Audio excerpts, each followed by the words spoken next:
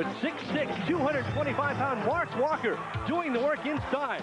They're trying to continue a 28-win season.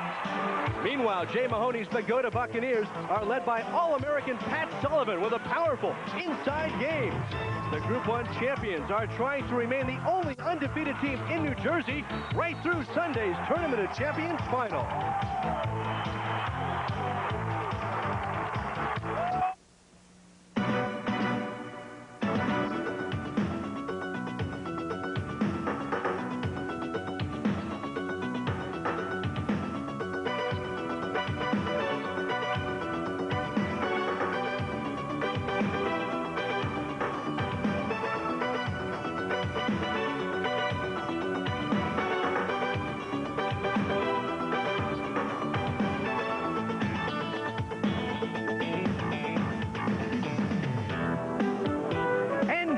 Sports presents the 1990 NJSIAA Tournament of Champions. Tonight, it's a boys quarterfinal game featuring the Snyder Tigers with a record of 28-3, and the Bogota Buccaneers, they're a perfect 31-0. We're live at the Lewis Brown Athletic Center on the campus of Rutgers University in Piscataway. Hi everyone, I'm Pat Scanlon. This is it. 6 group and parochial champions all beginning to play off to be crowned the true state champion in New Jersey high school basketball. My partner on the telecast tonight played for Hudson Catholic, for Duke University, and for the NBA Sixers and Dallas Mavericks, Jim Spinarco. And Jim, this has to be one of the great moments in a high school athlete's career. It really does, Pat. From the standpoint of basketball, I like basketball, but during March, I just really love it. You get that excitement of the tournaments, you get the ability to play every single night. You win, you stay and play again. You lose, you go home. It's big time. High school basketball version of March Madness. Let's take a look at some keys for Artie Rubin Snyder Tigers. Rahkiim Burgess gets it done inside along with number 41, Mark Walker. Two big players who like to take up a lot of room down in the glass. Burgess is a completer. He'll take the ball to the basket, usually with pretty good results. Mark Walker has to be rebounding big time also to have good numbers for Snyder if they're going to roll tonight. Now the Bogota Buccaneers are coached by Jay Mahoney. They have a couple of very outstanding players. One, Pat Sullivan, a parade All-American. The other is Gerard Devine. And Sullivan headed for Carolina, a good player in the lane area, goes to the foul line quite often, has the ability to draw fouls. Devine, on the other hand, is the point guard with good range from the three-point range, but is really important for this team because he likes to control the tempo. Should be a great rivalry tonight. Of course, Bogota from Bergen County and Snyder from Hudson County. They may have a little bit to say. I'm sure they will. I grew up in Hudson County. I live in Bergen County, so I can't take sides tonight. All right, the Tournament of Champions, boys quarterfinal action coming up. Bogota and Snyder will be back with the starting lineups right after this.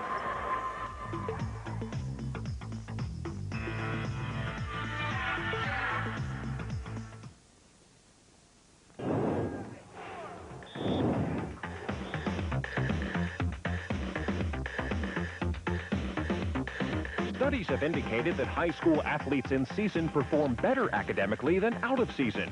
Encourage your child to get involved in high school activities. You'll be glad you did.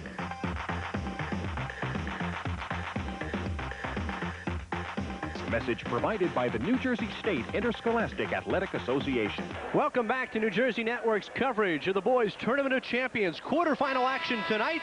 Bogota and Snyder right now for the starting lineups. Let's go down to Jim Wilson. Welcome to the Lewis Brown Athletic Center on the campus of Rutgers University. Rutgers is pleased to host this quarterfinal game of the NJSIAA Boys Tournament of Champions, featuring the Tigers of Snyder High School, champions of Group 3, and the Bogota Buccaneers, champions of Group 1. Here are the starting lineups. At a forward for Snyder, number 31, a 6'4" junior, Roy Hairston.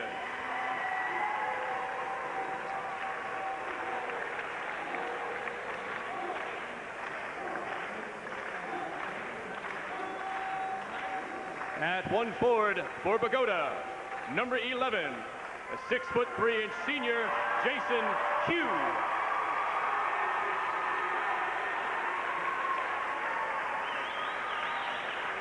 At the other forward for Snyder, number 41, a 6'6" senior, Mark Walker.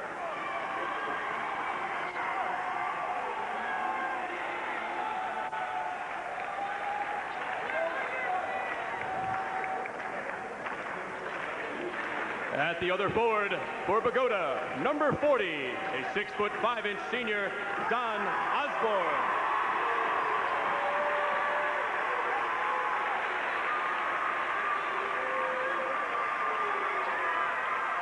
At center for Snyder, number 34, a 6'6" junior, Rahkiim Burgess.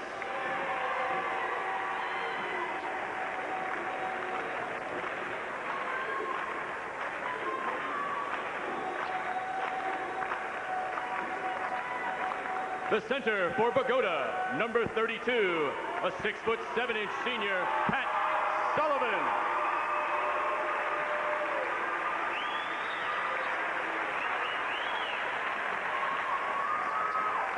At one guard for Snyder, number 12, a 6' senior, Willie Hedgeman.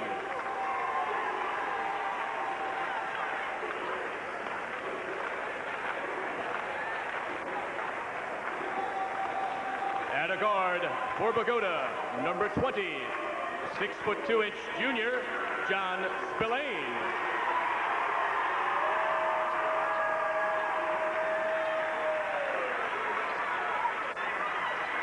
And at the other guard for Snyder, number 14, 5'10" sophomore, Kenyon Amaker.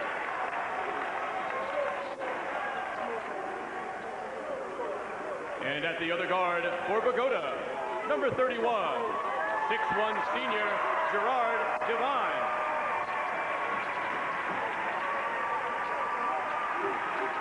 Snyder is There's a look at Snyder head coach Artie Rubin in his 4th year. Rubin at 68 and 38, and Jay Mahoney with a career record of 201 wins and 80 losses in his 11th season. Right now, let's pause for the singing of our national anthem, which will be handled by Jennifer Soltis at center court. Please rise as Jennifer Soltis of Woodbridge High School sings our national anthem. All right, we're getting ready for basketball, and here's the officials. The 3-official system tonight employed for the Tournament of Champions in New Jersey. The referee is Tom Lopes. The umpires Jerry Salvato and Fred Cole, and the alternate is Jerome Dunn. Well, 6 champions beginning their march towards Sunday's final here at Rutgers in the boys' Tournament of Champions. Bogota with their undefeated run, and Snyder at 28 and 3. Be interesting to watch the Burgess-Sullivan matchup, Jimmy. It sure will, especially from the beginning. It's interesting, too, with an undefeated team. Once they up caliber, they start playing the big game, whether they get a little nervous coming out tonight. Okay, this is Gerard Devine trying to hook up with Pat Sullivan, out of bounds, and it's Snyder ball. A little case of the nervous jitters to start the ball game off. Hey, I tell you what, I'm nervous. Sure, the kids are down on the floor. Well, we had some fun last year doing these games. I would expect these are going to be good games again. High school basketball playing 4 8-minute quarters. The bonus after 5 fouls in 1 half. And there's Burgess, can't get it to go. Pat Sullivan with the rebound. Well, good start by Snyder, getting the ball down low. It's a shot that they want. Gerard Devine, number 31, is the ball handler for the Buccaneers. Spread 2-3 zone. Taken away inside. Here comes Kenyon Amaker. This is to Burgess off the glass to break the seal. 2-0 Snyder. Nice hesitation by Amaker also. Running the break, but realized that he had lost control of the basketball a little bit. Waited for his big guy to complete. Now Gerard Devine, the 6'1 senior, going to Sullivan baseline. They kick it back out. Devine penetrating, trying to create, throws it away, taken by Burgess. Rahkiim Burgess out of bounds. Snyder maintaining possession. Jay Mahoney speaking a little bit over there to Devine to settle him down just a bit. Trying to push things up tempo a little bit when it was not there at all in the middle. Bogota 3 turnovers in their first 3 possessions. This is Roy Hairston, number 31, into Roy Hedgeman, 12. Hairston handles the ball well for a big man. Now Amaker looking to pull it back outside. And Bogota in a 2-3 zone also. And Willie Hedgeman with the steps traveling, so now Bogota will get a chance to tie this quarterfinal game. 2-0, 6:38 left first quarter. Gerard Devine, one of 3 all Bergen County players for Bogota. This is Don Osborne, 40. Down low, lob to Sullivan. Can't get it the first time, but gets it for the second time in the shot. Actually had a break on that one. It deflected off his fingers up against the glass, gave him a second rebound opportunity. 1-3-1 trap. Hedgeman to Burgess. Now Amaker, corner, Hairston. 3-point shot by Roy Hairston. It's 5-2, Snyder. Hairston showing no nervousness at all shooting that shot. Just settled himself down. Good legs underneath him also.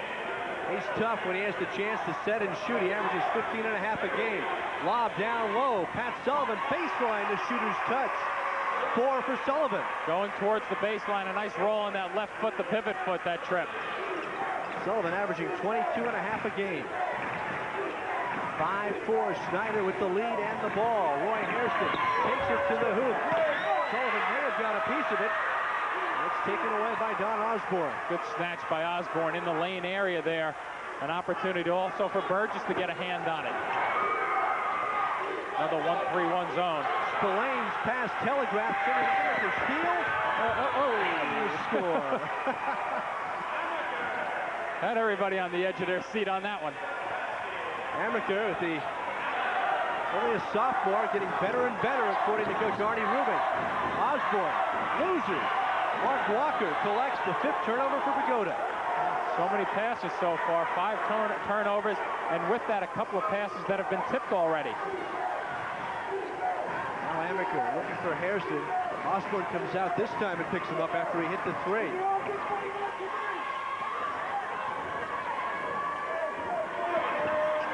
Hairston to Mark Walker, pulls his way in. Sullivan bats it out of bounds. Good hands by Pat Sullivan, but just couldn't maintain possession. Sullivan catching it on the way up. You have to get that ball at about waist high.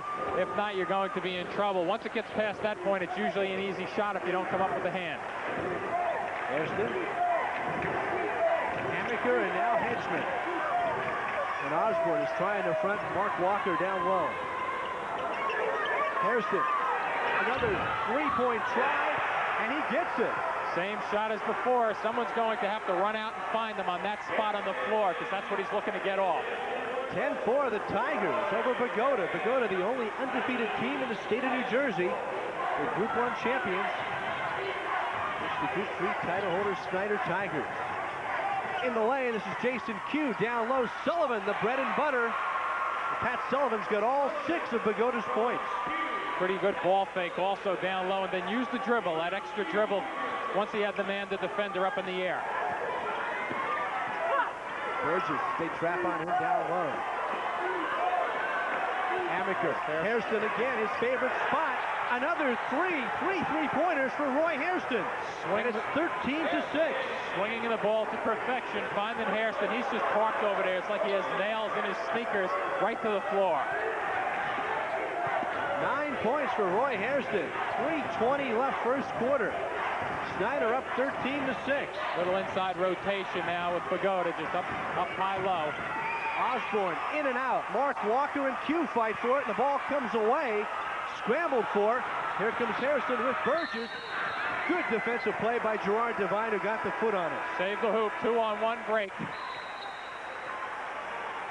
All right, so Bogota takes time with 3:04 left in the first quarter. They trail 13-6.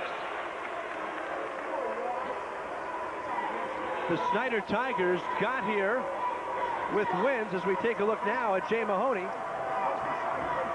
who has to settle his Buccaneers down. Snyder got here with wins against Indian Hills, Ramapo, Pascack Hills, Shabazz, and then Island Kennedy. 65-46 to win the Group 3 title. The Bogota Buccaneers defeated North Arlington, Wallington, Secaucus, Newark Tech, and then Haddonfield 47-44 to win the Group 1 championship.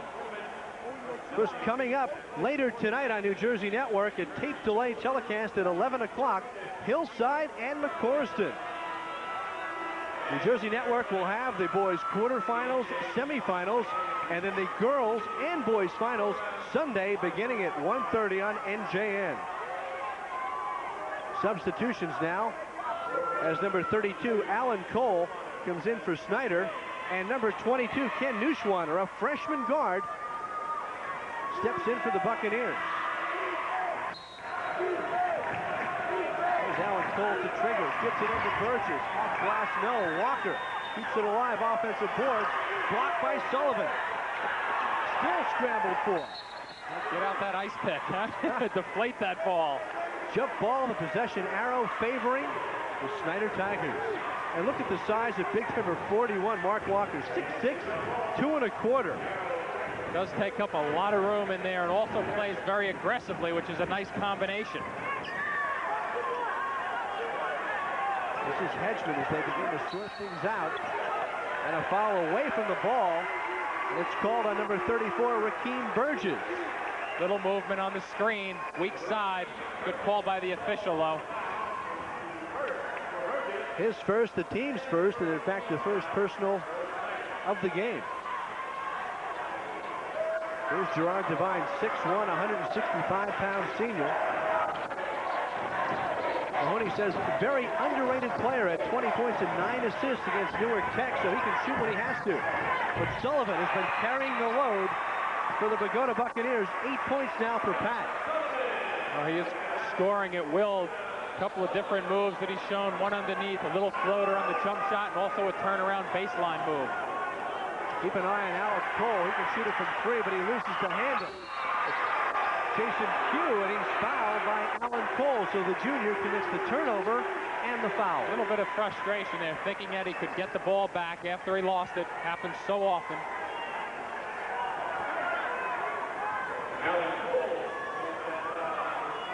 Kenny Neuschwander, number 22, 5'11", a freshman.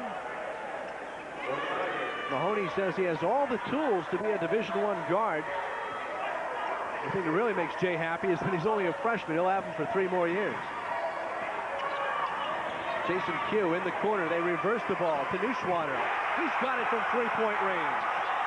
Finally get a little action out of somebody other than Sullivan on the score. And Bogota pulls to within 2 at 13-11.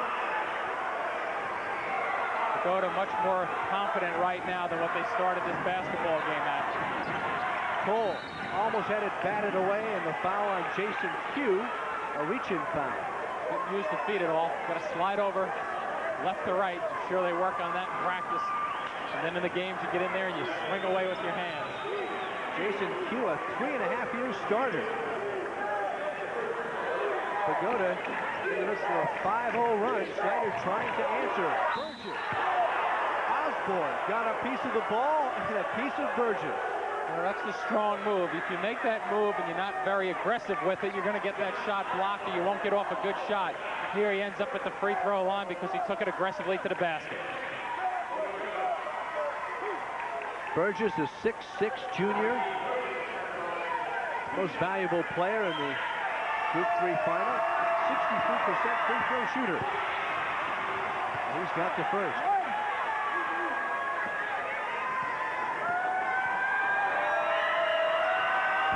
Division I schools beginning to get interested in Rahkiim Burgess off his play down the stretch his junior year and in the state championships.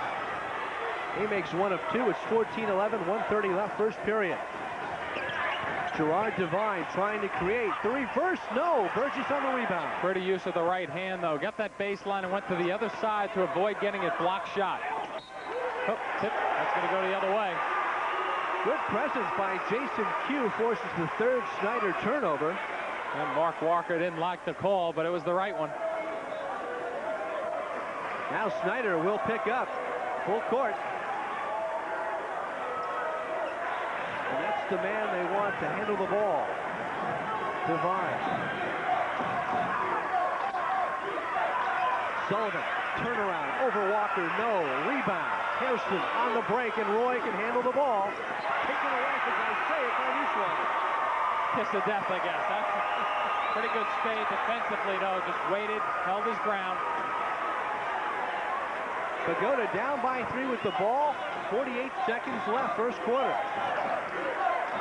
And Jay Mahoney wants one. Sullivan will play for North Carolina next year to Osborne. Osborne, no. Sullivan on the glass. Once, no. Twice, he's fouled inside. Well, there's your big guy handling the basketball out top and then finds his way to the paint area to make things happen. Actually, a good dish for Osborne, but great offensive rebounding by Sullivan and Osborne that trip. Mark Walker picking up the first, the third on Snyder. There were 31 seconds left in the first quarter. Pat Sullivan, first team All-County the last 3 years for Bogota. 75% from the line.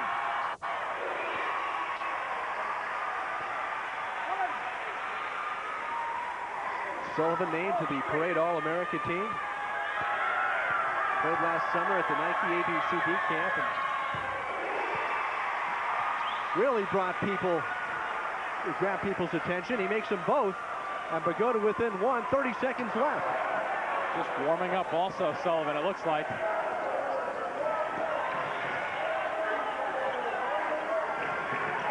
Cole to Hedgeman. A little bit of a box now, it looks like. This is Andre Singleton, number 44, into the ball game. He misses, and the outlet pass turned over by Bogota. So 9 seconds left. Snyder with the lead in the ball. Looks like defensively, Pat, they're using a box and one actually on Hairston, not to let him off. Now looks back to a man-to-man. Taken away by Sullivan with 5 seconds left. Singleton back to Hedgeman. No. So we played 1 quarter, the opening boys tournament of champions quarterfinal. Snyder leading Bogota 14-13. Back after this.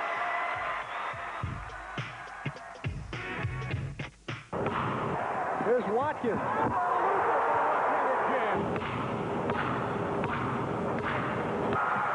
Yezi, spinning pass to Edwards. What a dish.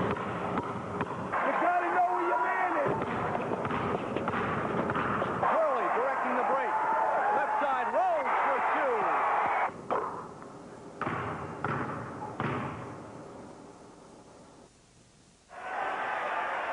Coming up at halftime, a special version of New Jersey Network News. A full half hour right after the second game, about 12:30 tomorrow morning. Later this evening, depending upon how you want to look at it.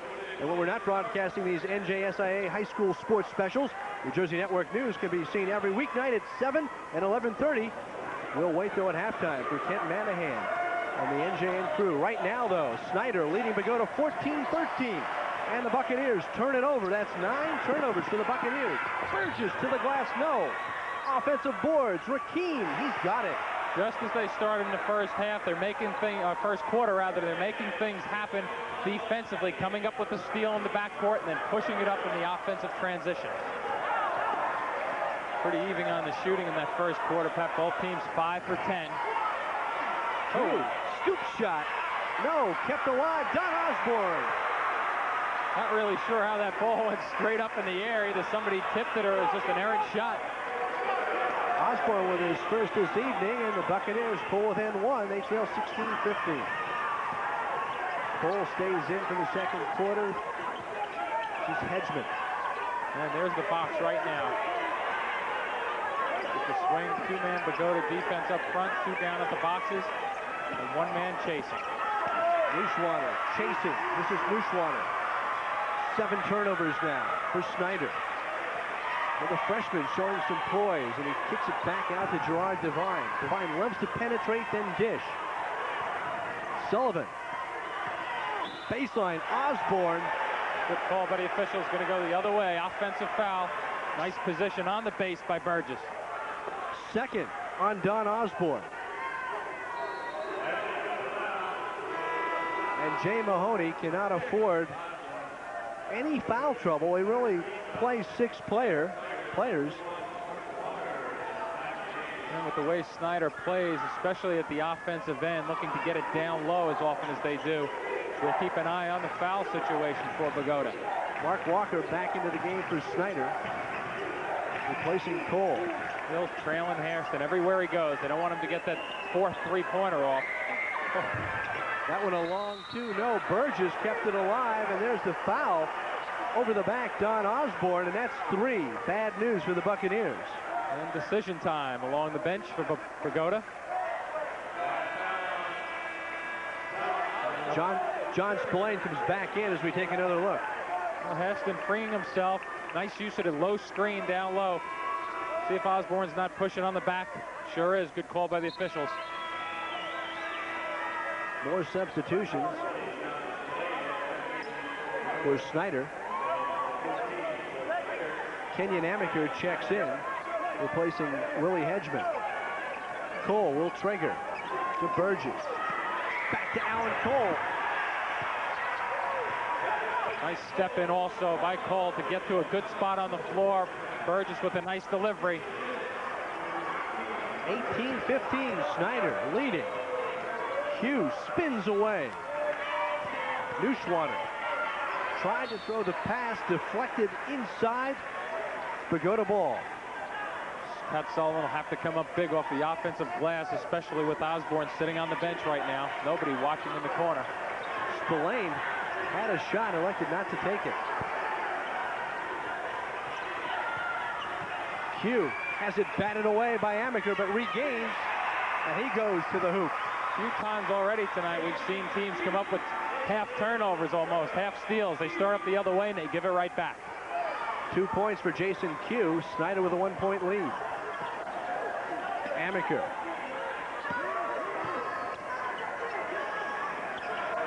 Now Cole, you got to be careful with Alan Cole. He can bomb from three-point range. Sullivan fills the lane and steals. Pat Sullivan all alone has it taken away by Cole. This is Spillane. And the foul, I believe, is on number 14, Kenyon Amaker. Sure was. The reach in.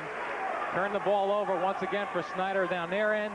Good push up the floor by Sullivan to keep the game active offensively with the transition for them.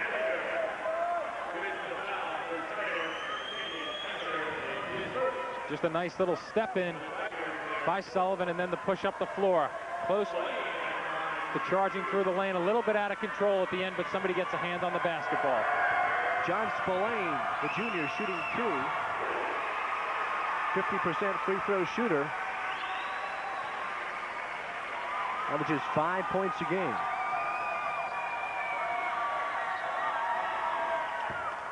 This is the second, so he might have been 67 on the graphic, but he was 50% that trip to the line. Here come the Snyder Tigers. Cole. That might be a walk. I don't think that's going to be a charge. Good call. Good defense by Neuschwander. Just enough position defensively there to cause the offensive player to think about it and then pick up his dribble too soon. So we're tied at 18, under 5 minutes left. Sullivan one-on-one against Mark Walker. And Pat wins this battle as he rolls it around the rim. 20-18, the Buccaneers' first lead of the game. Walker with good position, but he never held his ground. He let Sullivan just keep pushing him back further and further under the glass. Amaker and Cole in with Hairston, Burgess and Walker. This is Alex Cole.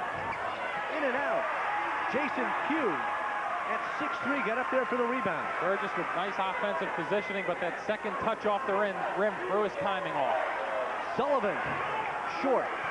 Hairston rebound. Burgess loves to finish off the break. A strong count it, and the foul. Starts his jump right around the letters in the lane that trip. If he started it any later, he would have had the ball stripped, but a nice power move to finish the play. Foul is on John Spillane. 7 points for Rahkiim Burgess. Back in the game is Willie Hedgeman. You notice the jump right by the letters. Good ball control coming through, getting the ball through to split so no one could really reach down and strip it. And he can't complete the three-point play, but we're tied at 20 with 4:10 left, second quarter. Pat Scanlon and Jim Spinarkle. Boys quarterfinal tournament of champions. Gerard Devine takes it to the basket. He's fouled inside by Kenyon Amaker. Marty Rubin mentioning to his players from the bench, somebody has to step in the way, pick the man up from 15 feet, 20 feet away. You just cannot let somebody drive down the lane that way. Excuse me, they'll call that on Roy Hairston, his first. 5 on Snyder. So Gerard Devine will shoot 1 and 1. Short. 20 all, 4 minutes left. Good pullback by Hairston, nothing there, 1 on 3. Burgess goes baseline, no, rebound, Jason Q. And then Sullivan collects the loose ball. Got by Sullivan down on the left side, but there was no angle because he cut the angle down. Same move. Devine loses on his way to the basket. Good defensive play by Hairston. Now Hedgeman. Burgess. No good. Burgess fighting for the rebound. Out of bounds. Off the hands of Rahkiim Burgess. I don't think Burgess is arguing the call. He's just frustrated that he missed an open shot, one that he usually buries. Comes a little full court action now. Marty Rubin likes to come at you full court. Devine trying to dribble, now picks up the dribble. He'll get some help from John Spillane. Sullivan taken away by Burgess from behind. Walker. Another 2-on-1. Cole wanted to pass it off, and he traveled with the ball. However, it was set up by the position of Gerard Devine. That's what threw him off again. He had to take that extra step because he then had to look for Devine, who was parked in great defensive position.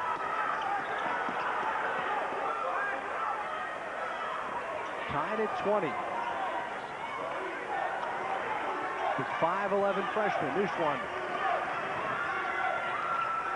Devine with Amaker on him.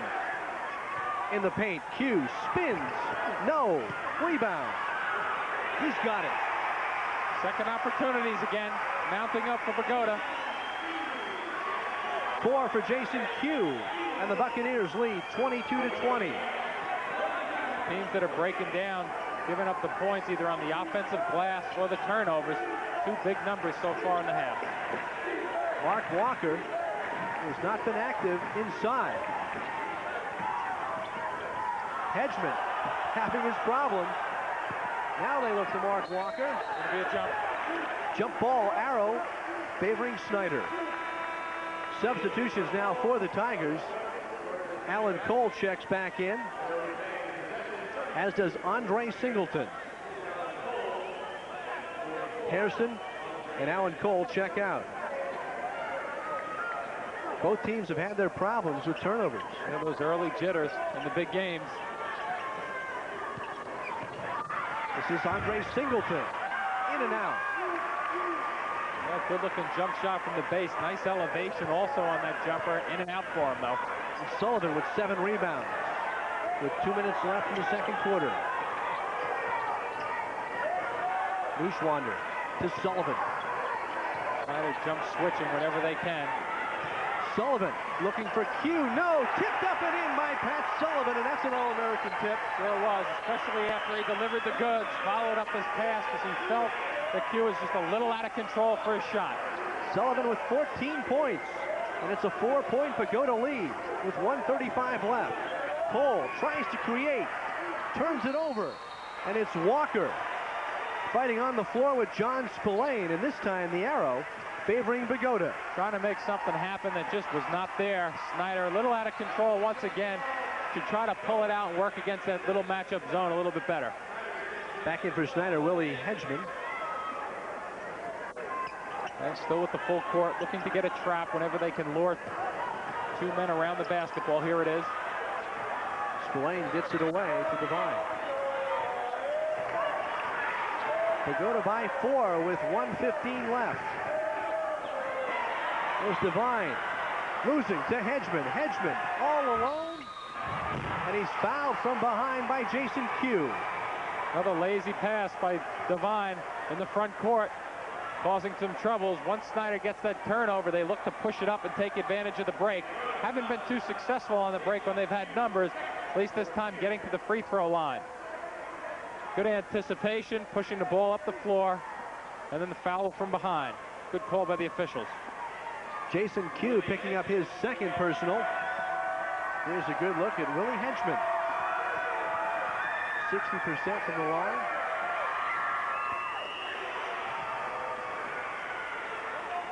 Artie Rubin says that Hedgeman, a very unselfish player, good assist man, and there's a lot of the things that don't show up in the box score. And his assistant was one of my assistants at my high school. I'm starting to age, I think. Flavio Urbano down on the Snyder bench. Flavio made a big call.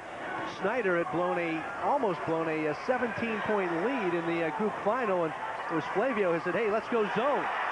You know, there's Pat Sullivan for two, and it's 26-21 with 50 seconds left. Even when he catches in the open floor, he's looking to take it right down into the paint lane. Pat Sullivan, 7 of 10 from the floor in the first half. Cole. Now Hedgeman, 30 seconds left. The lob inside is errant. A little bit of indecision to that trip, Pat. Weren't sure whether they wanted to attack or pull it out and wait a little bit. 30 seconds even on the clock right now in the first half.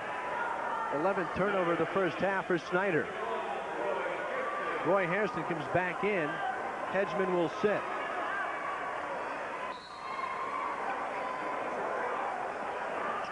Sullivan against the trap. Now Devine. 20 seconds left. Well, that means they just beat the half court. With 30 on the clock when they had it. They beat it by about a second and a half. Devine looking over to Jay Mahoney. Clock goes down. He'll take it himself. Left hand, no. Rebound, Mark Walker. Walker, as time expires, it won't count. So Roy Hairston's shot won't count. The Bogota Buccaneers leave the court at halftime of this boys tournament of champions quarterfinal, leading Snyder 26-21. We'll go back to Trenton for a special edition of New Jersey Network News with Kent Manahan.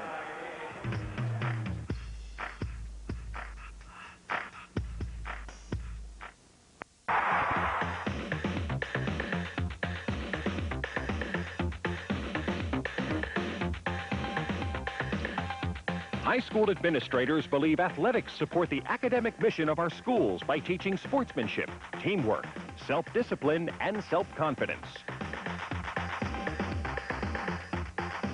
Message provided by the New Jersey State Interscholastic Athletic Association. The boys tournament of champions, Bogota leading by 5, Jimmy. Sure are. This man, with Sullivan doing most of the damage in the first half with 16 points, 8 rebounds, really taking it to the basket whenever he gets the opportunity, pushing it right into the lane area. Bogota leading Snyder 26-21. I'm Pat Scanlon along with Jim Spinarkle. Later tonight at 11 o'clock on New Jersey Network, we'll have the other quarterfinal game featuring Hillside and McCorston. Jay Mahoney's club on a 20-8 run after trailing 13-6. Mahoney said the Tournament of Champions gives the small public schools a Hoosiers chance to prove themselves. He's looking good at 31-0 and a 5-point halftime lead. Artie Rubin, Snyder Tigers jumped out 13-6. And of course the girls Tournament of Champions going on at Monmouth College, and Haddon Township leading Sparta by 2 at the half. Girls action at Monmouth tonight, Thursday, and they'll be here on Sunday for the girls final. Quick look at stats, Jim. Well, you look at them and it's big when it comes down to that rebounding number, 16-8. The extra offensive rebounds mounting up in that first half of Bogota. Everything else pretty much on the even, except for the field goal shooting at 50-42. Only foul trouble. Osborne has 3 and Q has 2 for Bogota as they inbound. Hedgeman and Alan Cole getting a start in the second half, along with Hairston, Burgess, and Walker for Snyder. And this is Burgess bangs inside against Jason Q. Count it. 26-23. Once again, Bogota electing to go with that box and one, chasing Hairston at every time. He's trying to deny the basketball, but that time getting it round the guy down low. Burgess powering in low. Spillane, Neuschwander, Sullivan, Devine, and Q starting the second half for Bogota. They look to Sullivan. Now Q traveled. Good pressure by number 32, Alan Cole. Snyder back into their man-to-man defense, switching back and forth a little bit man-to-man. It looked like a 1-3-1 they used a little bit in the first half. So Snyder coming out, opening the third quarter of action. They are within 3 with Bogota. Hedgeman.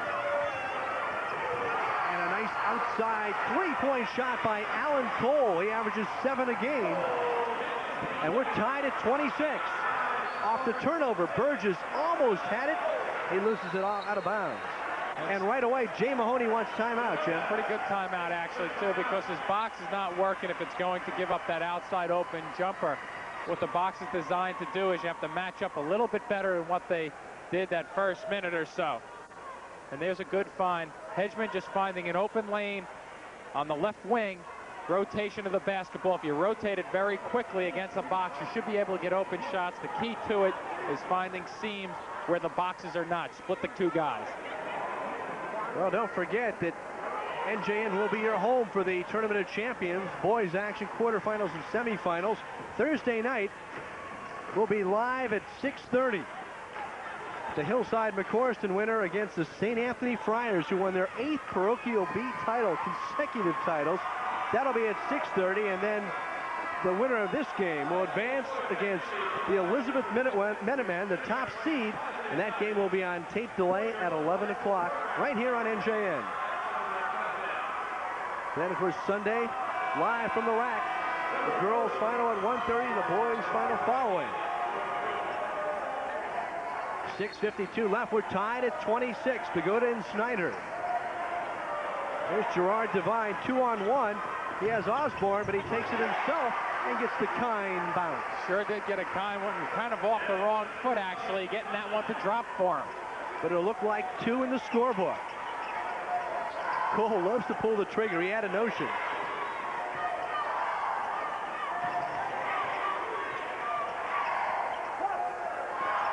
Now Mark Walker gets Osborne up in the air and gets by him for 2. Osborne with 3 fouls, leaving his feet. That's not the thing he wants to be doing, but an easy drive to the basket once he committed. 28 all. That's Mark Walker's first basket of the evening. He's had double-doubles through the state finals. Neuschwander. Fake, shoots, no. Burgess rebound. Burgess with the step-up. Good defensive intimidation. 4 rebounds for Burgess. And the turnover as Hedgeman was looking for Walker and threw it too far ahead. Tossed it to one of the cheerleaders back there. She wasn't ready to shoot. She would have been from 3-point range. Now Snyder picks up in the backcourt. Devine to the freshman, Neuschwander. He's got a lane. Corner, Jason Q, and he decides to look things over. Neuschwander penetrates. Finger roll, no. Well, looking for the opportunities down low. I think they're going to have to shoot that outside shot when they cross it. Burgess shut off. Hairston off glass, no, but he's fouled by Ken Neuschwander.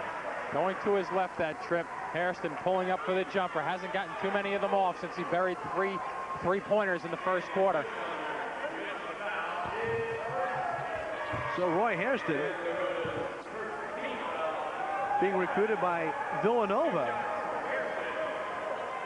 75% free throw shooter.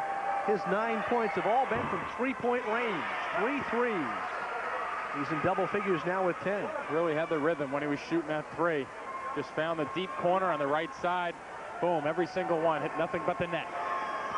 Artie Rubin saying, hey, Roy, play well in this tournament. You never knew who walk in the door and begin to recruit you. That's for sure. You just never know. That's why these tournaments are so exciting. It makes it easy also for scouts. They can show up for a week or so and watch all the best talented teams in the state play. Snyder now with the lead at 29-28. 5:10 left, third quarter. Neuschwander to Pat Sullivan. Getting a lot of attention from Mark Walker. Devine penetrates. Blocked inside. Hairston got a hand on it and controls. Good eye of the ball also by Hairston there, just waiting until it was right in front of him.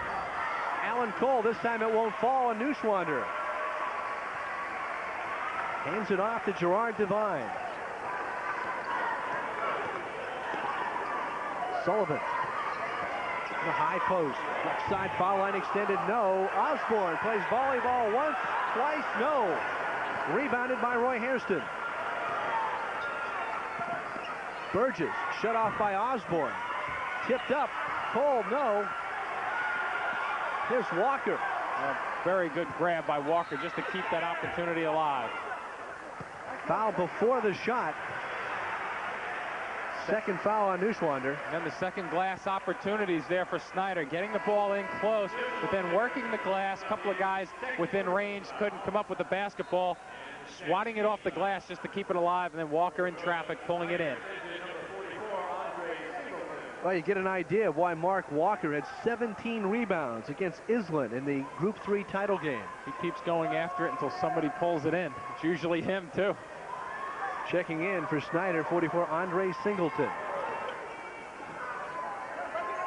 Shooting slipping a little bit this quarter for Bogota. 1 of 6 so far. Snyder 3 for 5 from the floor. There's Hedgeman, the sophomore, the senior, wearing number 44. Plays the good defense, according to Artie Rubin. Hairston. What a tough shot. And there's Walker right again for Snyder, getting a hand on the ball. Jump ball, and the arrow favors Bogota. Well, we've been stuck on 29-28. About a minute and a half now. Here's Jason Q. Mahoney very active in that coaching box. He must lose about 15 pounds a night. Devine penetrates, now looks to dish. Good no call by the officials with Walker faking a charge. Neuschwander for 3, short on Osborne. Count it, and a foul inside. And judging from the reaction, it's on number 41, Mark Walker. Good example of Osborne just slipping down the middle of the lane area. No one on Snyder blocking him out. Ball falls, good rotation. Just steps right into it. No rotation defensively down low to pick him up high side. So Osborne, a 63% free throw shooter, attempting the three-point play. He's got 5 points. Finally get us off the 29-28 score, too. Bogota by 2, 31-29. 3:15 left, and it's Jason Q intercepting. He's got Devine on his left. Sullivan trails. Q, no. Sullivan, yes. Sullivan following up, had the trailer play lined up where he came down the middle of the lane. Just a great read on the offensive glass. 18 points for Pat Sullivan, and Artie Rubin wants timeout, with Bogota leading 33-29.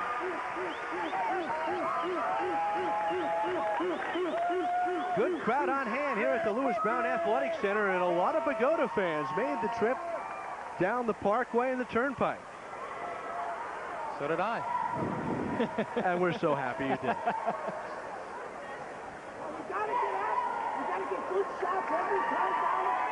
Here's the play by Sullivan. Watch Sullivan reading the play right now. Looks like an easy one that's going to drop, but he doesn't quit on it. Comes up, touching the rim a little bit, gets the ball to go down. Good follow-up. A lot of times you see players, especially on the high school level, just assume that the basketball is going to go down on a layup. Pat Sullivan will play for North Carolina, be visiting the Dean Dome next year. Bogota on a 4-0 run.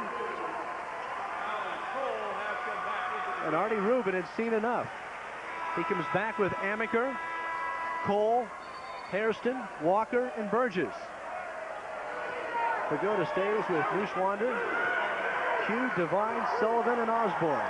And they stay in that box also. I think Cole's going to have to drift a little bit more to the corner. He'll be able to get his shot off. Amaker Inside to Burgess. Strong move to the hoop. No, and there's Don Osborne with another rebound. Burgess, aware of the foul situation for Osborne, went right at him, just cannot put the ball down. Devine.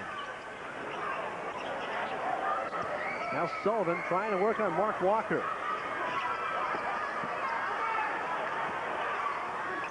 Neuschwander. Good rotation defensively, man-to-man by Snyder.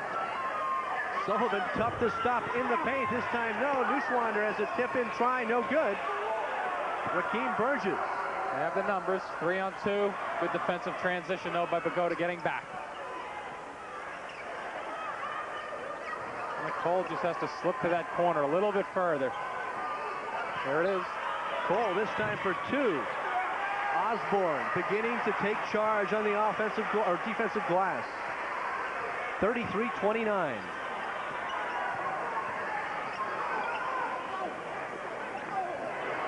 There's Devine. Would have been 3 if it went. Walker. And the foul in the backcourt on Jason Q.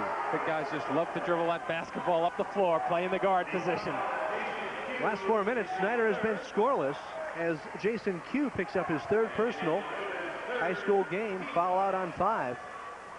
Well, Snyder has gotten a couple of good shots off in the last minute or 2. Just cannot find the drop for them against the box. Once again, it looks like they're staying Bogota in the box. Inside, Osborne had a chance. Hairston goes up once, bounced off the backboard, regained, but it's Sullivan.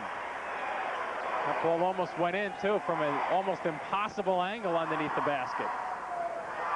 Pat Sullivan, double figures in rebounds now with 11 points. Devine loses, but Amaker can't collect. Bogota ball. Well, Amaker a little frustrated there, had the ball right in his hands and squeezed out. They had 3-on-1 down the other end of the floor. Kenyon Amaker, a sophomore. Marty Rubin says he's my point guard of the future. Now Jason Q with 1 minute left. Good look away. Oh. Osborne right on the rim once again. Tough break for him. Can't get it to drop. Snyder down by 4. 45 seconds left, 3rd quarter. Amaker. Very patient. Cole with a height advantage over Devine. Takes it. Strong rebound, Mark Walker. Oh, baby. Mark Walker thought he was fouled. I thought he just lost his footing down there, but a great effort to get a shot off. Talk about some body control and strength even to get the shot off. 15 seconds left. Pat Sullivan. Bogota by 4. Remember, he was the creator at the end of the 2nd quarter. Got the ball in the middle, drove it down, and looked for a jump pass. He's got 5. He has to go quicker than what he wants to. Sullivan loses. Burgess. That was... Snyder scoreless the last 5.5 minutes. But there's the guy that can get you some points in a hurry. Rahkiim Burgess. If Bogota is going to try to shut down Hairston, Snyder should do just what they did. Try to isolate down low. And Jason Q loses. Snyder ball.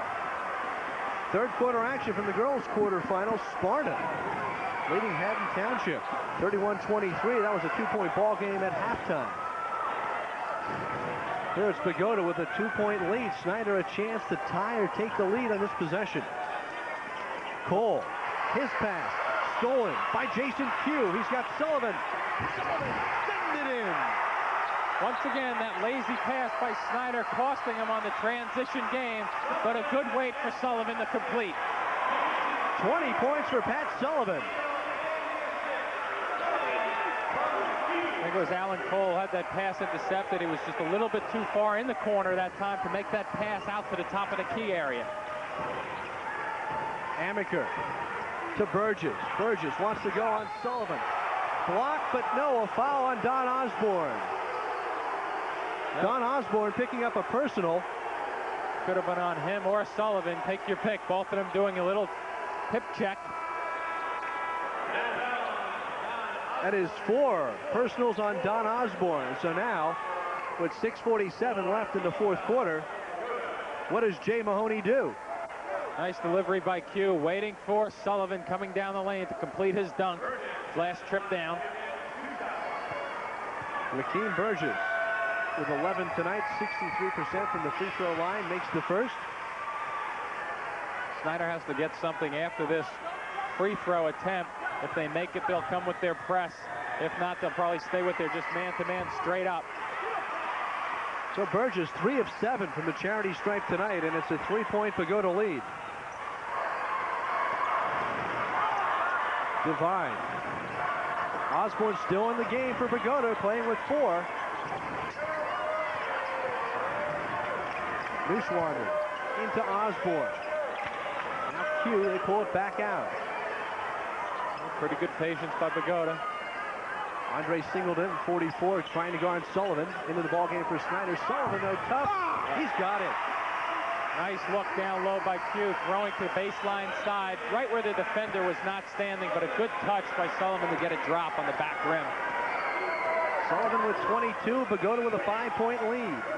Cole, Singleton. Nice jumper in the paint. Andre Singleton. Haven't been getting too many of those types of shots in the paint area. Have to keep looking for it. Here's a good trap. Divine. Osborne. He has to watch the offensive foul, but he takes it to the glass for 2, and Osborne with 7 points. Good strong power move by Osborne. Andre Singleton trying to get position down low, was a little late there. Hedgeman dishes. Cole won't go. Osborne. Oh, layup. He hustles. Jason Q ahead of the field. Singleton gets back. And the turnover as Q got up in the air. And a whistle now on Pat Sullivan in the backcourt. Tough break for Q, though. He had a layup. If the pass was there, the pass kind of flailed a little bit out there. It was like a dying duck, and he had to wait for it. Allowing the defensive player to come down. Good close. Very good transition by Snyder. 3 jerseys back there. Jay Mahoney. His father Jack coached at St. Anthony's from 1958 to 1966.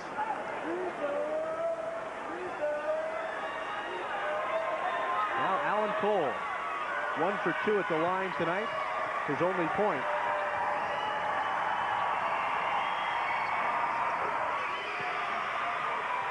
I'm sorry, it's Willie Hedgeman who's 1 for 2.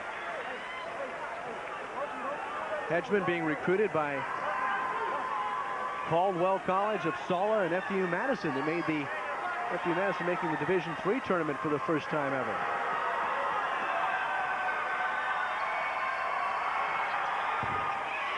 Now Hedgeman draws Snyder to within 3 at 39-36, and Snyder's going to press. A couple of freebies, and they're right back in it. Q to Divine. Good patience in the backcourt. Lazy pass, though, once again, too far and on a diagonal also. To Burgess. No whistle. Got away with one. And they'll take it, but they can't get it to drop again. Osborne tipped it. And finally, a nice play by Jason Q on his backside. He gets it to Osborne to control. Oh, there's a step. Trying to get across half court. Actually don't want to take that extra step, even if you could, to get across half court. Rather pull it up a step in the backcourt, then you can throw the ball either backcourt or forward. Well, we've got a timeout with 4:51 left as Bogota tries to sort it out. They lead 39-36.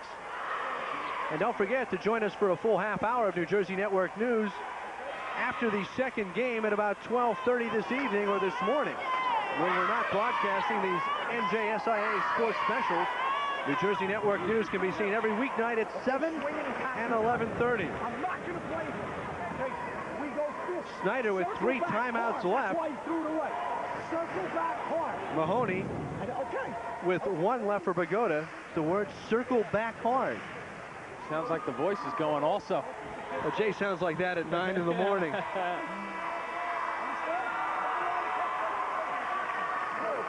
Snyder, the first Jersey City public school to win a group title. Been quite a year for Artie Rubin and company. Pat Sullivan, 2,532 points going into tonight's game. 22 more tonight, along with a dozen rebounds. Big time points, that's for sure. Those Spinarkle kind of numbers. I don't know about that. Maybe attempts anyway. Yeah, that's for sure. The attempts are there. Hedgeman down the Cole. They look inside. Andre Singleton, he's the offense, and that's his second shot in the paint.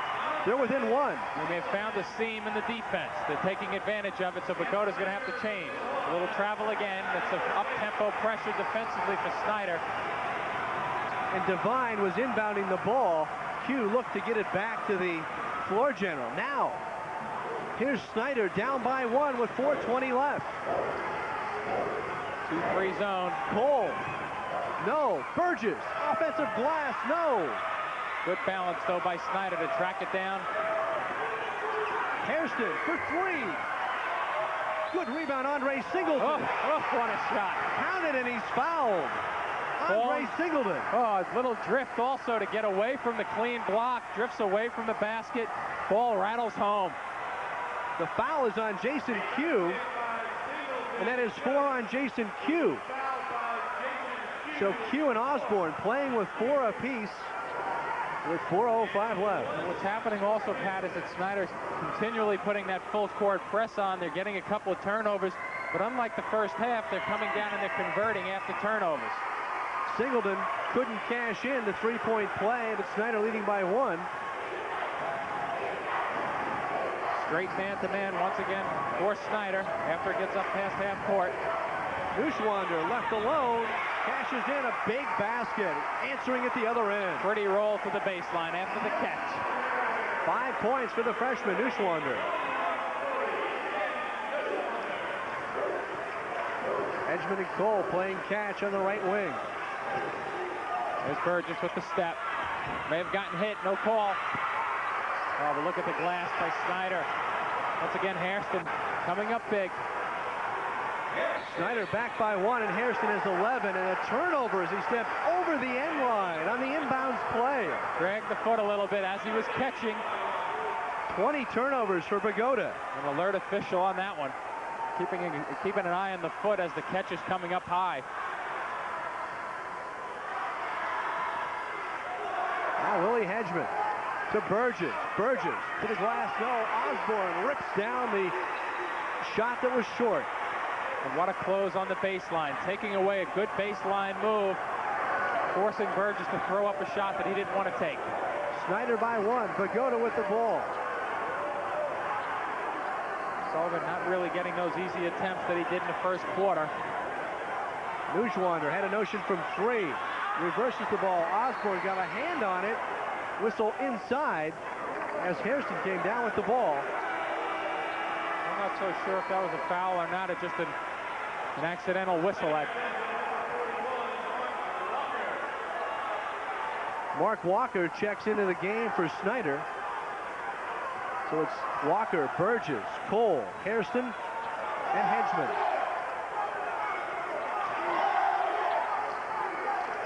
This is Hedgeman. Jason Q being very careful.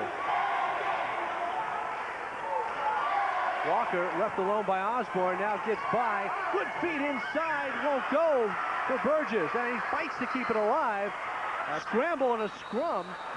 Arrow favors Bogota. Walker. Osborne, I think his foot came up and hit Mark Walker. Walker didn't like it. A little bit of intensity down there. All accidental, though. Burgess has not had a good game from the floor. He's 5 of 17 at this point, Jim. We'll see if Osborne's foot doesn't come up sooner or later, and I think it gets Mark Walker. That's like a rugby scrum. Can't see any foot down there. So at 2:15 left in the fourth quarter, with a right to advance and play Elizabeth on Thursday night. Snyder leading 42-41. And Snyder back into a 1-3-1 zone defense. No trap in the corner. Q reversing to Nushwander. Osborne off to Sullivan. He pops. No. Able to get the offensive rebound. Pat Sullivan trying to create, and the whistle will reach in on Roy Hairston. It'll be interesting to see if they call us a 2-shot or not. Kept going to the basket.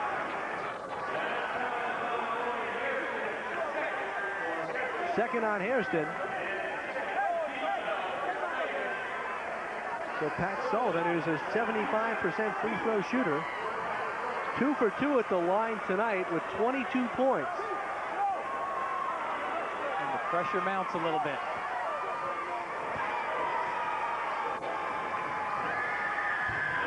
We're tied. Good-looking free throw shooter. As he gets a little older and older, he's going to be a better and better percentage-wise shooter. Very good form, stays on the line. Pat Sullivan makes the second. 24 for Sullivan, Bogota by 1. Mahoney says Sullivan playing a lot of AAU ball with Bob Hurley's crew in the summers in Jersey City. He's a player. Step right into it. Hairston confidently started the game off. They're going to need him shooting that shot down the stretch here. 1:30 to go. 13 for Roy Hairston, and Snyder back up by 1. And they go back to their 1-3-1. Bogota stayed in their box last trip defensively. That's where it's been open for the box. Down the baseline. See if they can get it into Sullivan now.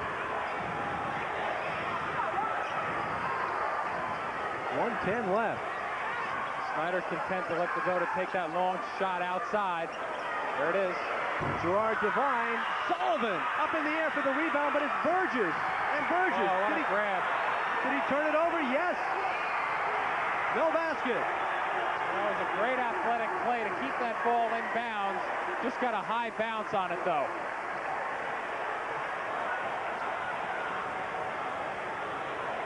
So Snyder still leading by 1. 56 seconds left in the game.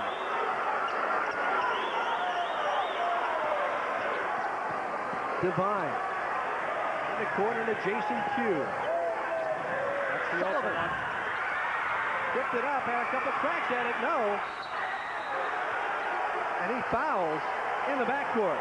Bogota has to be very happy with that shot, Pat. An easy 8-footer, wide open for Sullivan, just pulled the trigger slightly on it. Second foul on Pat Sullivan. Still a long way to go, though. 38 seconds to go. Alan Cole, the 6'3" junior, has a chance to be valedictorian of his class. He's attempting his first free throw of the evening. And it's a big one. He's got it. And has a big opportunity to put a notch on the belt right here also. This isn't going to seal it by any means, but make it difficult for Bogota to avoid their first loss of the season. 3-point game. Snyder leading 46-43, 38 seconds left. Bogota 31-0. Oh, big 3-point play by Gerard Devine. Talk about stepping up and taking a big shot. We're tied at 46. 5 points for Gerard Devine. Here's the turnover. Hedgeman turned it over. Hugh can't cash it in. Out of bounds. Off Pat Sullivan, they say. I don't think it was Sullivan. I think it was Hedgeman's foot. But Snyder is going to get the basketball. You're Snyder right now, Pat. You just dodged a big, big bullet that trip. You want to walk out of this gym right now going into overtime. You do not want to give another opportunity to Bogota. Here's another look. Kind of hard to see whose foot this is going to go off. It's definitely not Sullivan's. His were on the floor. Willie Hedgeman had it bounce off him. But now Artie Rubin goes to work. Rubin's Tigers with the ball. 14 seconds left. Jay Mahoney.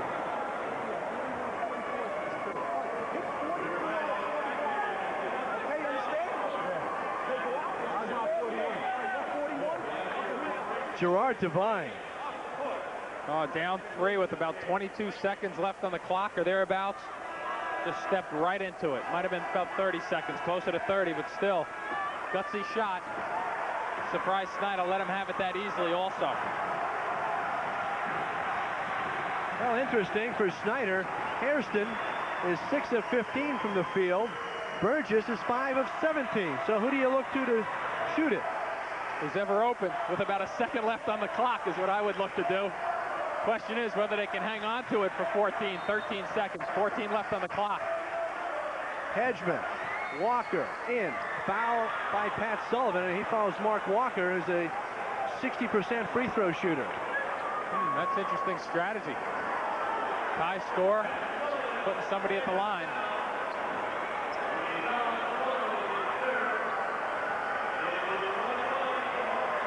One and one. Guess he figures a guy who's shooting, I believe, 60% or thereabouts on the season at the line will not step up and drain the big one.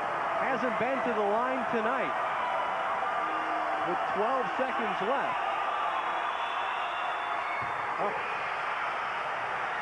Snyder by one, and the senior, Mark Walker. I'm not so sure about that strategy now that the shot went in, though, Pat. I mean, it's Monday quarterbacking, but I don't put anybody to the line at a tie game. I may be wrong if they can come down and bang one home. Here's the guy you want, Pat Sullivan. Somebody's got to help out, though. He's going to take it all by himself if he can. Neuschwander for three. No, they hit the glass. Out of bounds. Snyder ball. It's over. And it's all over. It went out of bounds off Jason Q. So Snyder hands Bogota their first loss of the season. And the Snyder Tigers celebrate. They'll play Elizabeth in Thursday night's semifinal game. Well, I don't know, Pat. It's easy to call it when it's over, but to put somebody at the free throw line and foul them with 12 seconds left, I'd go for a steal. I'd play a solid defense and hope you come up with a turnover. Snyder was a little rattled, chose to put them at the line, but give credit to Mark Walker. The big guy stepped up there and hit the one that counted. Forget about the second one if you win by a point. There he is, Mark Walker.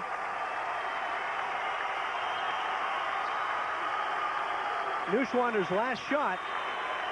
Pretty good pressure there. Looked like Hairston coming by, number 31. And then just getting under the basket again. I believe that's Walker making himself big down low. If he doesn't get his hand on that basketball, who knows, with a second and a half or so to go. All right, so Bogota's run ends at 31-1. A great season for the Group 1 champions, and there's Artie Rubin. First Group 3 title for the Snyder Tigers. And now, Artie's going to enjoy this one for a little bit. Then he's got to figure out how to deal with Ben Candolino's Elizabeth Minutemen, who just happen to have a 7-foot 2-inch kid by the name of Luther Wright. All right, so we'll take a break and wrap it up right after this. Snyder beats Bogota 47-46 in the boys Tournament of Champions quarterfinal.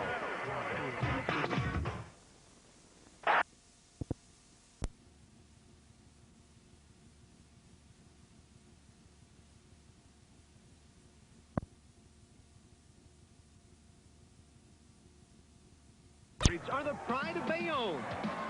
Coach Mike Leonardo's club won the emotional Battle of Hudson County, upsetting the St. Anthony Friars and climbing to number 3 in the nation.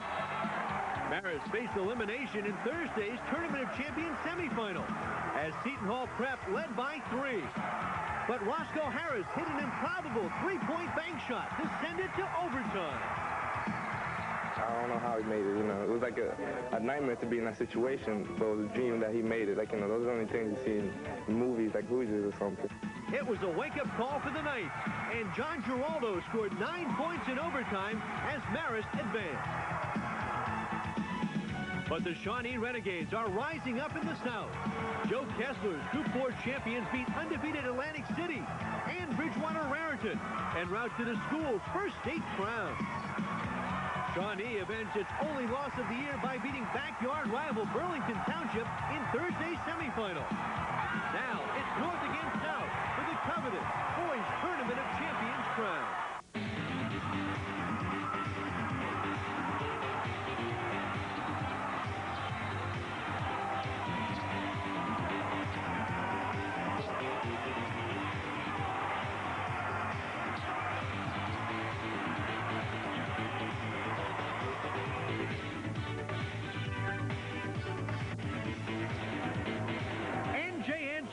Presents the 1992 NJSIAA Boys and Girls Tournament of Champions.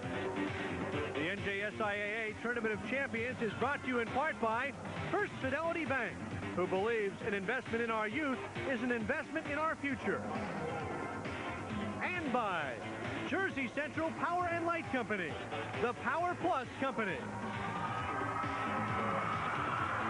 And we welcome you to the Brendan Byrne Meadowlands Arena in East Rutherford, New Jersey for the boys Tournament of Champions Final. The Shawnee Renegades, with a record of 31-1, take on the Marist Royal Knights with an identical record. And hi, everyone, I'm Pat Scanlon. This is it. One game in the state of New Jersey to decide who's the best in boys high school basketball. And it promises to be a great one. Marist and Shawnee, two teams with just one loss through the entire season. My partner on the telecast is Rob Kennedy, the director of the Pocono and Eastern Invitational basketball camps. And Rob, let's begin with Marist. They beat St. Anthony. It was such an emotional win. They still had to win the Parochial B title. They did that. They beat Seton Hall Prep in the semifinal. Now, John Giraldo has to get his team ready to play one more time. He's been the guy who's kept this team together throughout the year. He's the glue. He's the leader on the floor. He's really stepped his game up this year. He was rewarded by being named first team All-Metropolitan Conference by MSG this past weekend. And John Giraldo will play for Wayne's Oak down at Monmouth College next year. On the front line, one of the outstanding players is Roscoe Harris. He scored over 2,000 points in his career. He'll play for Rolly Massimino in Villanova next year. He's their leading scorer at almost 20 points a game. He can score inside or outside the three. He's an excellent athlete. He'll give matchup problems for Shawnee today. All right, so Mike Leonardo, that's his Marist club. For Shawnee, Joe Kessler and company, they look to Dan Earl, a junior guard who's a well-versed all-around player. He's a very good player with the ball and also scoring. He handles it. You see he's their leading scorer at 19.5. He'll be counted on to do both today against Marist's tough man-to-man pressure. There are two Earls on the team, Brian, a freshman guard, and Dan, the junior. Their inside player, though, is Kirk Luckman. 6'9", 230 pounds. He's a load. He's one of the most improved players in the whole state of New Jersey. He's had an excellent tournament. You see him there at almost 15 points per game. Good field goal percentage. He's had double-doubles in both their games here in the Tournament of Champions and also in the Group 4 final where he was the MVP. All right, now let's take a look at Kennedy's keys, beginning with what Marist has to do to win today. They have to initiate the offense. The other night against Seton Hall Prep, they were passive. They need to get out, create defensive pressure. I think you'll see them do a little bit more, some full court pressure and some running and jumping tonight. All right, what about Shawnee's keys for success? First of all, they have to minimize turnovers. Marist is going to put defensive pressure on them today like they've not seen. The Earls, the brothers Earl, Brian and Danny have to do a good job of that. And then the next thing they have to do is they need to get a third offensive contributor. As of late, it's been Brian Earl, but somebody besides Danny Earl and Luckman has to step up and give him offensive production. All right, it will be Marist and Shawnee coming up for the boys' Tournament of Champions title. We'll have the opening lineups right after this.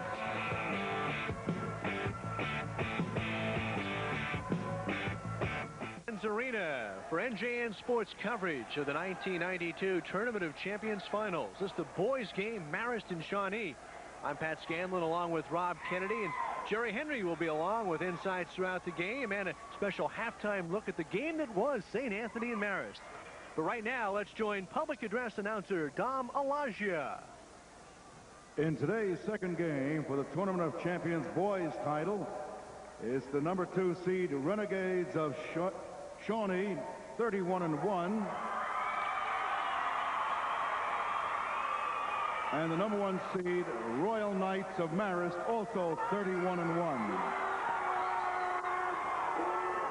Let's meet the starting lineups. At forward for Shawnee, number 14, Brian Bensel. At forward for Marist, number 23, Jason Anderson. For Shawnee, number 24, Corey Green. The other forward for Marist, number 34, Roscoe Harris. At center for Shawnee, number 32, Kirk Luckman. At center for Marist, number 32, Donnell Williams. At guard for Shawnee, number 5, Brian Earl. At guard for Marist, number 10, John Giraldo.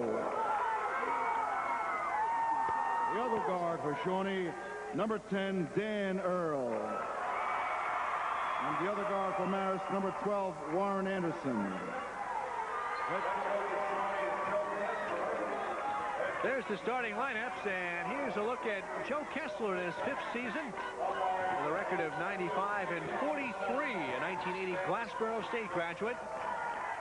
And he'll face Mike Leonardo, a 1983 St. Peter's grad with a record of 106 and 29 in his 5th season. Let's take a look at how the teams arrived at this championship game. For Marist, a win over St. Patrick, Roselle Catholic, then St. Anthony, 63-45, the defending Tournament of Champions title holder.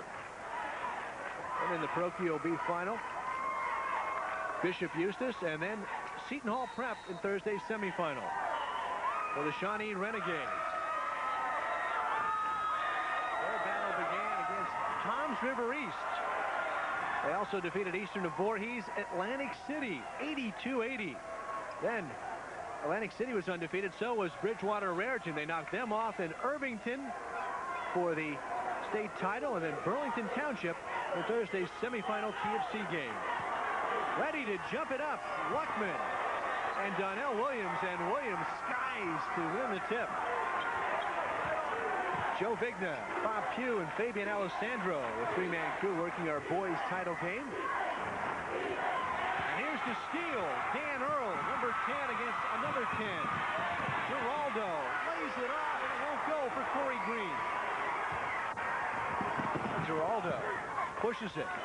Roscoe Harris in and out. And Corey Green grabs the rebound. Early pace favors Marist. They want to get up and down the court as much as possible. Shawnee would like to see more of a half-court game. Luckman kicks it in on the second try to break the seal on this one. Kirk Luckman, as you referred to him, he is a big body inside, keeping the ball active with a nice tap in for the putback. Giraldo walks it up, guarded by Dan Earl, and a foul goes on number 14, Brian Bensel, the 6'6" senior. Only senior amidst the starting 5 on this Shawnee team. And Joe Kessler says he's had a great state playoff, really stepped up his game, and is going out in style. He's called upon a number of times to play the opposition's best player. Not only has he given them good defensive games, but he also stepped up, had double figures the other night in the win over Burlington. As you mentioned, he's really been playing well as of late. John Giraldo, the 71% free throw shooter, misses the first of 2. And the second hits the front of the rim and spins in for Mike Leonardo, and we get a 2-1 game, early moments. This is something we did not see Thursday night at all. Marist picking up full court pressure, looking to try and turn up the intensity, get things started. There's Brian Earl, the freshman, having problems in the corner. And Marist cannot force the turnover. Shawnee maintains possession. One thing about... No, wait, they'll go to the... They're going to call that a... they're going to go to the jump ball on that one, Ron? Yeah, the arrow possession? Neither official had a clear shot, so they called it a jump ball. Shawnee retains the ball on the alternate possession. Earl kicks out to his brother, Brian, who throws up an air ball. And the freshman, Brian Earl, 5'11", is going to hear it from the crowd. He's got great poise, though, for a freshman. Thursday night, he had a big game. Game-high 16 points in their revenge win over Burlington Township. Roscoe Harris off to Donnell Williams. From the elbow, no. Corey Green with the rebound. Danny Earl guarded by John Giraldo. Luckman shut off. Shawnee, some very good ball moving their half-court set, Rob. Do an excellent job. They move the ball extremely well. They have good outside shooters. They isolate Luckman on the post. Giraldo for 3. And it's 4-2 Marist.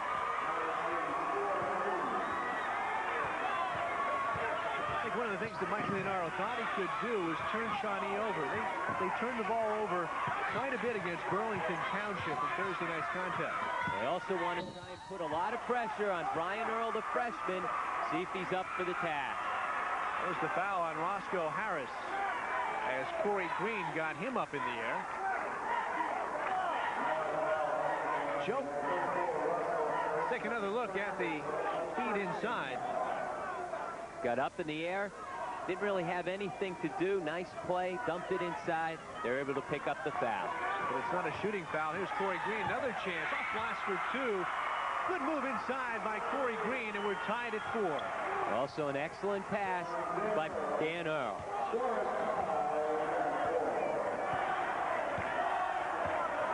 Brian Earl wearing 5, Dan Earl wearing number 10.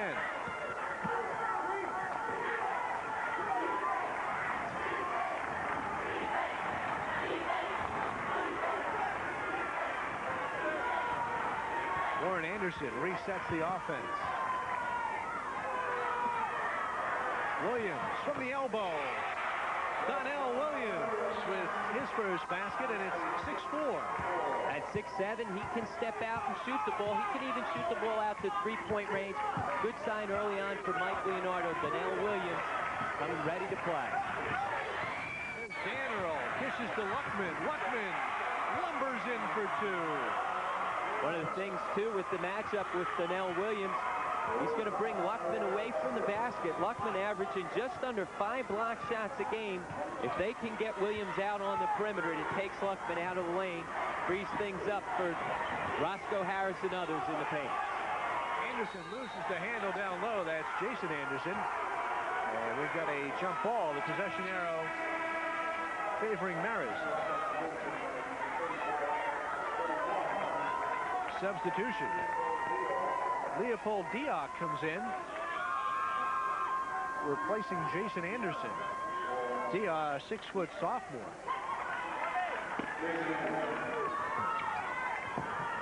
Harris reverses to Giraldo for 3, short, and Luckman rebounds.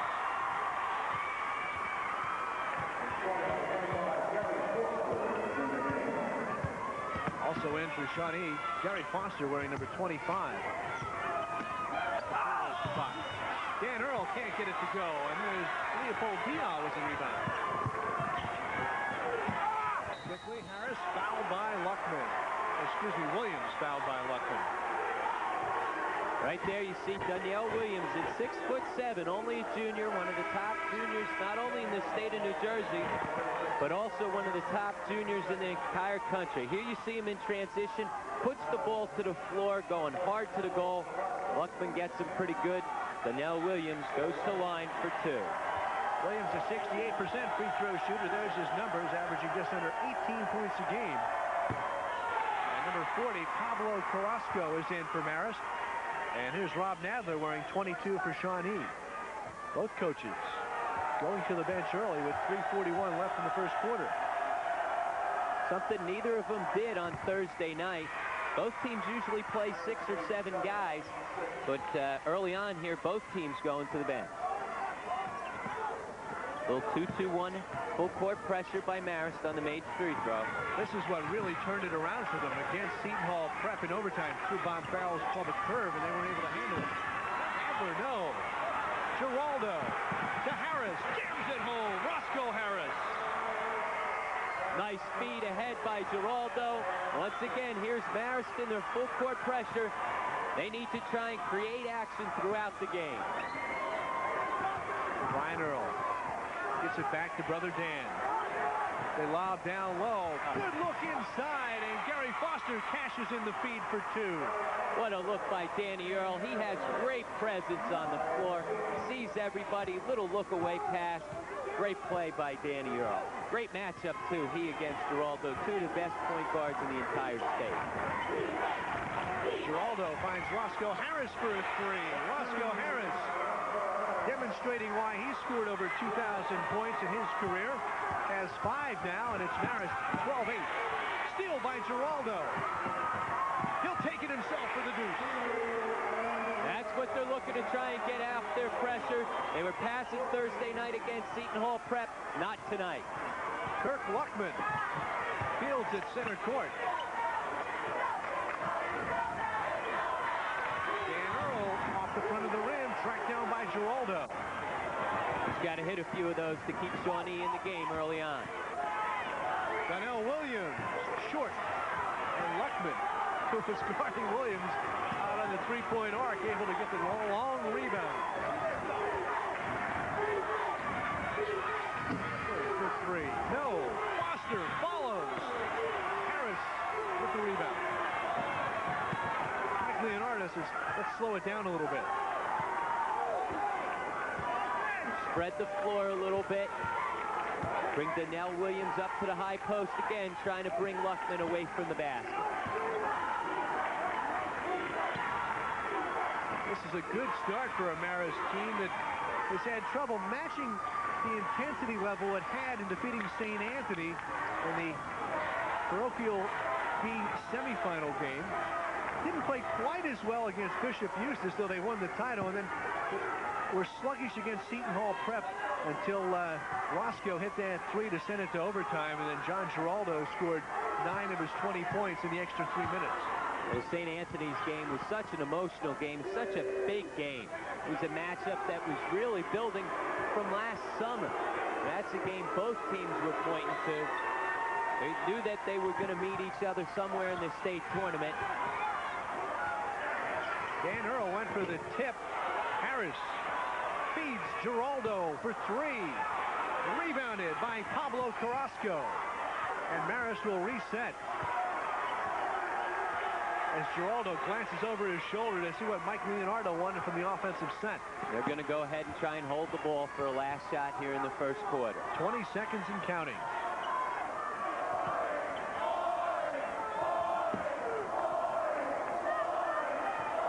Time to get moving with 10 seconds left. Giraldo inside, tried to hook up with Williams.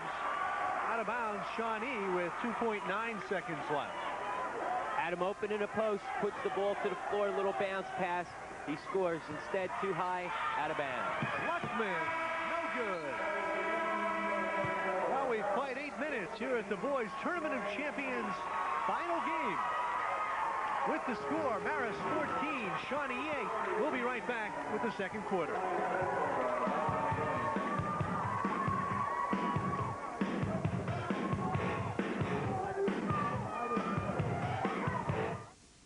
At Jersey Central, we care about our communities. When the woman from JCP&L noticed my newspapers piling up, she was concerned and notified that their program gave us a chance to get back on our feet again. We care through our many programs and services. The JCP&L truck happened to be right there. Spotted the fella breaking into my shop, called the police. They taught us all about saving energy. Because when people care, powerful things happen. Were these two revolutionaries dangerously un-American? And how could they leave their small son in Russia for 20 years? Watch the story of a family torn apart. Love in the Cold War, next time on The American Experience. You'll want to tune in tomorrow night at 10 here on NJN, the New Jersey channel. Artificial intelligence and robotics, simulated space missions, computer-generated field trips. The Little Red Schoolhouse ain't what it used to be. Not only are these new technologies available, which someday they'll have in their classrooms, but that these techniques of cooperative learning and problem solving are here now. Join Jim Hartz when innovation goes back to school for the new ABCs. Part 3 of The Future Is Now. Discover it all with NJN Tuesday at 9. Crosby, Stills, and Nash. For more than 20 years, their harmonies have thrilled a generation of fans. It's time to experience the classic hits of Crosby, Stills, and Nash in a very special acoustic concert.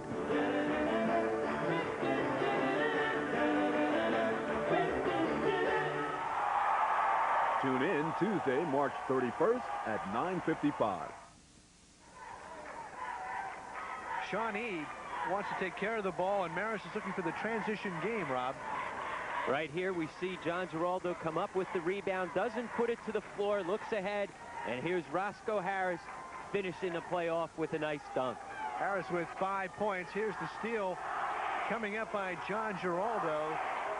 John Giraldo ignites this team in so many ways, steals the ball, gets out in transition, and finishes the play off himself. They've been the story as Marist leads 14-8 as we begin the second quarter of the boys Tournament of Champions title game. I'm Pat Scanlon along with Rob Kennedy. Jerry Henry coming up at the half with a look at that St. Anthony Marist game. There's the turnover as Brian Earl lost the handle. Giraldo to Donnell Williams, and they'll pull it back out. Marist looks extremely sharp here in the early going. Quick of foot, getting out, pressuring on defense, and executing on offense. Harris looking very sharp, drills the three-point basket. That's that matchup problem that we talked about in the open. He can shoot the ball out to three-point range, and he can score inside. Shawnee has not been able to get into their half-court set. Brian Bensel with the turnaround in the lane. 17-10.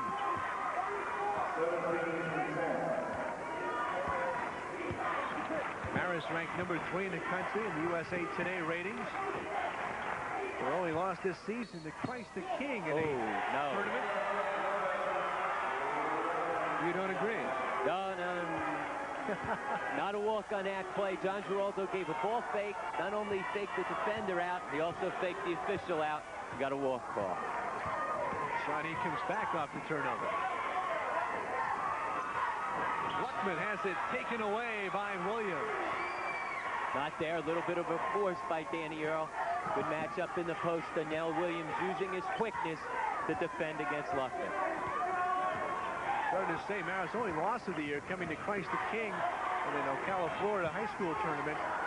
Christ the King, one of the best teams in the nation.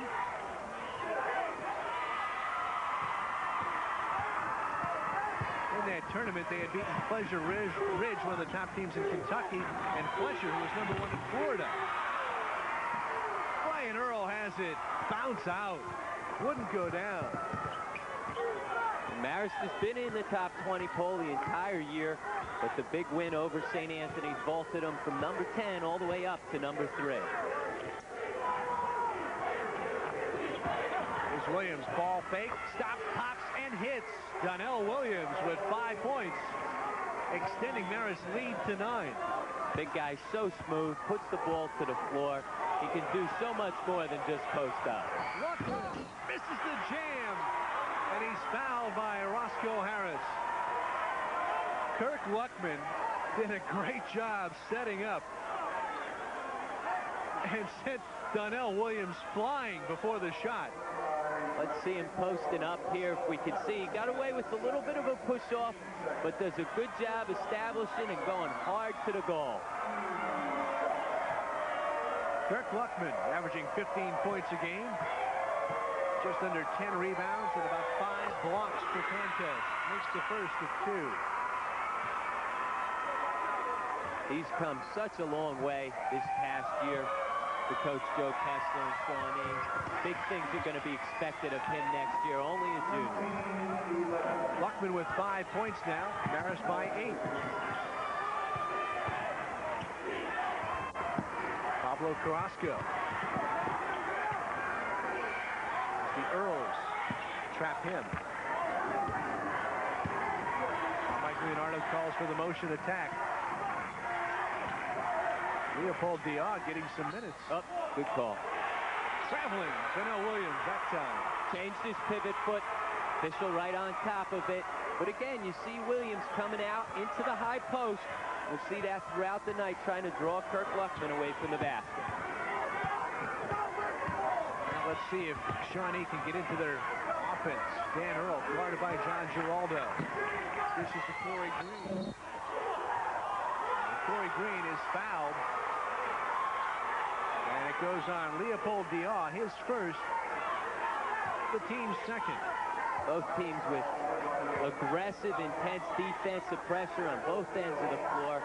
Getting right up in people's faces and tough nose-to-nose man-to-man defense. Marist calls timeout.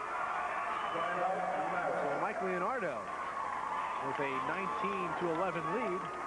He wanted a walk on Corey Green before the play, before the foul. A lot of times as a coach, though, you don't get what you want from the officials.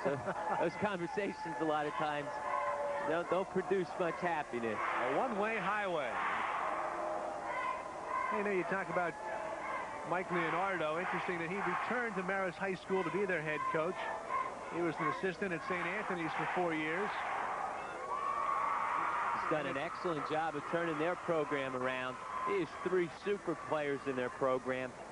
Giraldo, Williams, and Harris, and also a number of younger players who you haven't heard much about so far, but next year they look for them to step up, and they've really established themselves as one of the best programs in the state of New Jersey. Well, we're about to hear from Jerry Henry. Jerry? Well, Pat, coming into this game, I talked to Coach Mike Leonardo of Marist earlier, and he said that he feels this team has the big game experience, and it may give them an edge in this, but it seems that it's working so far. Back to you. Certainly true. They've come out and played with intensity early.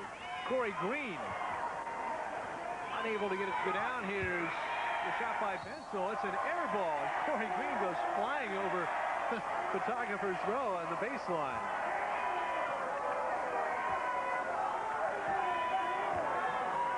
John Giraldo, who had a triple-double in the parochial B title game against Bishop Eustace.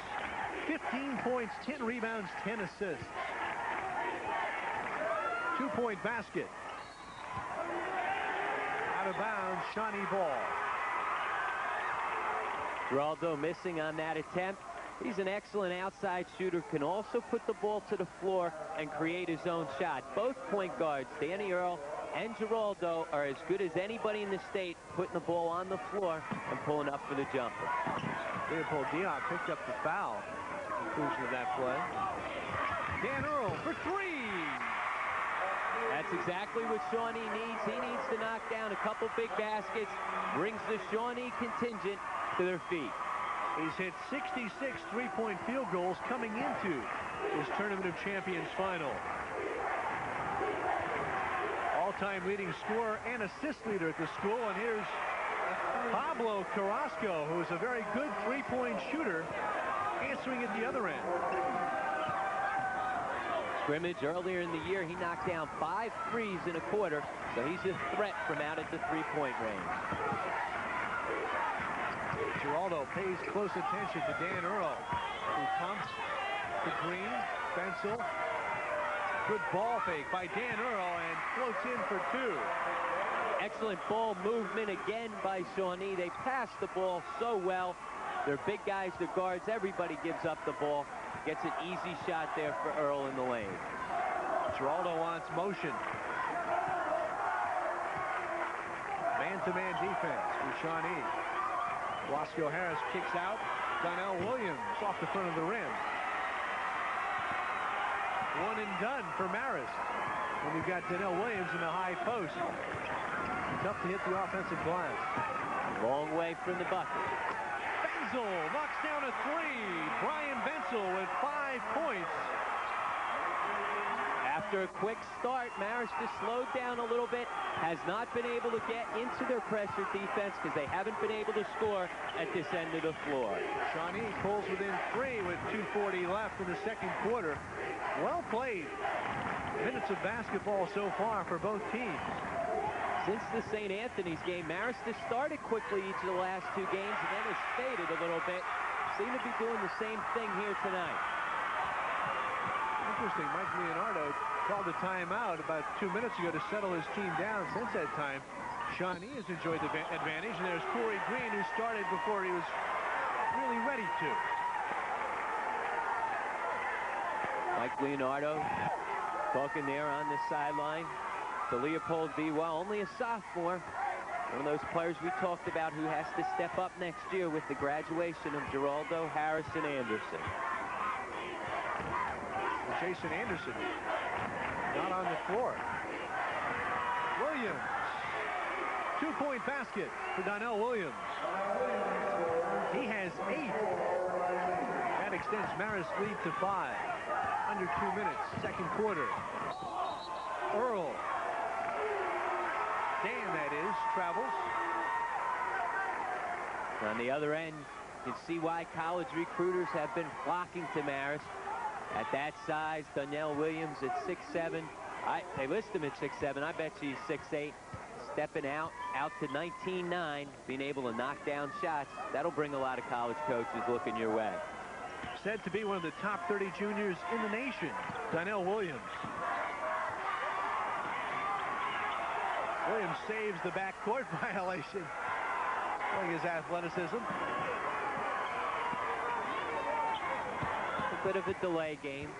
Marist taking some time off the clock. What they want to do, though, is bring Shawnee out, make him guard him, try and take advantage of their quickness.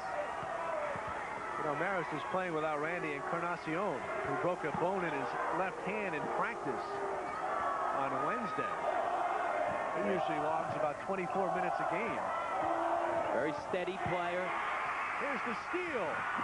Again, Earl, but it's blocked from behind by Williams.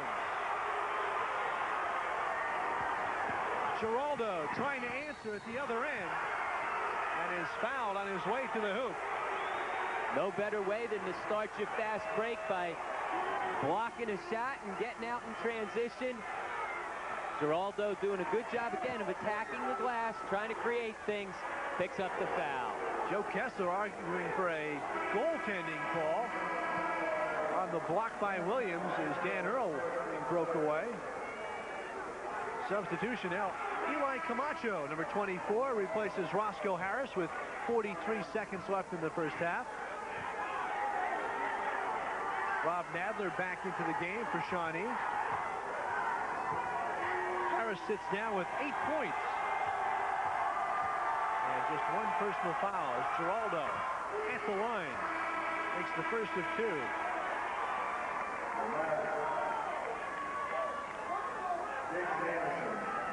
Now Jason Anderson, number 23, back in the ball game. Giraldo makes both free throws. He has 8 points. And here's the other Anderson, Warren, replacing Giraldo. 43.8 seconds left. Second quarter, boys tournament of champions. Little 1-3-1 half-court trap here. Marist going to make Shawnee take some time off the clock. Not allow him to get an easy shot. Bensel back for Brian Earl. Swing Nadler, Dan Earl drives baseline off the Luckman, who lost a handle but was fouled as he went to the basket. And that foul will go on, I believe it was Eli Camacho. Again, Donnell Williams, excuse me. I'm sorry. Again, Danny Earl creating, though. He puts the ball to the floor so well, draws the defender, kicks it off. The big Kirk Luckman is not able to finish the play off, but he gets fouled. He'll go to the line, try and knock down 2 foul shots. Mike Leonardo goes offense, defense. He puts Harris and Giraldo back into the game with 21.8 left on the clock.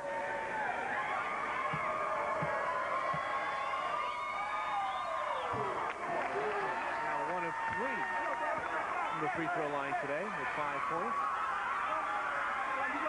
Leonardo and the Royal Knights of Marist leading 26-19. Luckman now 2 for 2. And they're within 6. Giraldo handles the pressure. Donnell Williams. Anderson has it blocked by Luckman. There's one of his 5. As Jason Anderson got a little greedy. Still plenty of time on the shot clock. There's your time. Left corner of the screen. Giraldo has to go in and out. Dan Earl just kicks it toward the basket. And that's the end of the second quarter. It's been a fast-paced first half.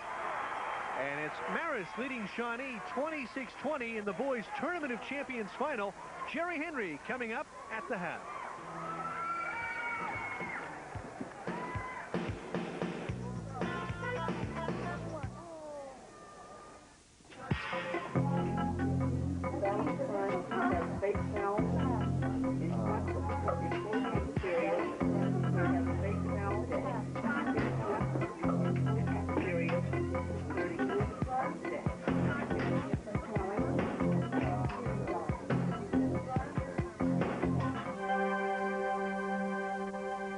comprehensive facility serving the children of Newark and New Jersey for over a century.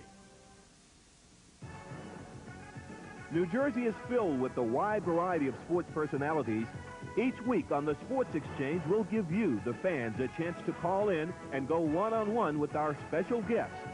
It's a chance to meet those who are making news in the world of New Jersey sports. The Sports Exchange, a half-hour show dedicated to Garden State sports. Join Pat Scanlon Tuesday night at 8 only on NJN.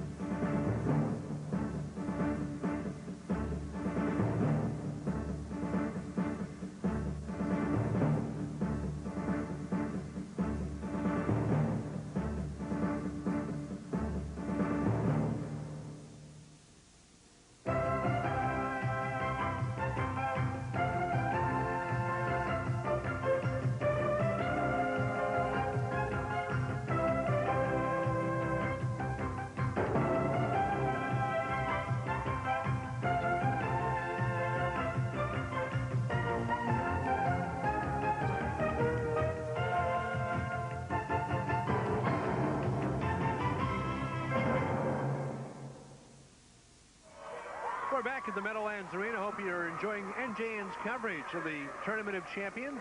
St. Peter's winning the girls' game. And right now at halftime, Marist leading the boys' final 26-20. Unusual at the Meadowlands, a Tournament of Champions final, and the St. Anthony Friars aren't on the floor for the first time in the history of the tournament.